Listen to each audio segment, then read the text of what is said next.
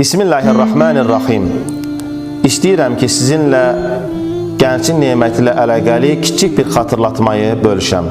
Bir ömrün ən gözəl, ən bərəkətli, ən həyəcanlı, cəsur devri gənclik çağıdır. Bu səbəblə hər bir gənc gəncliyin qiymətini ən gözəl şəkildə bilib dəyərləndirməsi gərəkir. Gəncliyi bir xəzinə olaraq bilib, onu həm özümüzün, həm insanlığın xeyrinə istifadə etmək bir gənci hər iki cahanda xoşbəxt edər.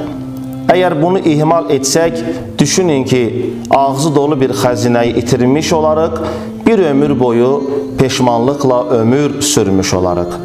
Həzrəti Peyğəmbər sallallahu aleyhi və səlləm bir hədis-i şəriflərində buyururlar ki, uca Allahın insanlar içərisində ən çox sevdiyi şəxs pislikləri tərk edib yaxşılığa üst tutan gəncdir.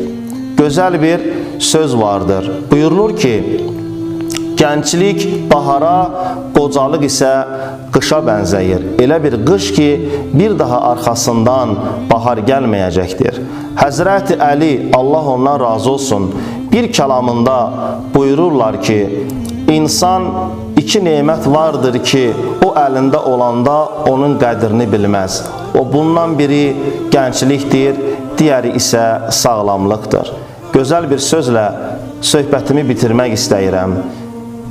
Gəncliyini əylənməklə keçirən insan qocalığını peşmanlıqla keçirər. Vəlhamdülillahi Rabbil aləmin.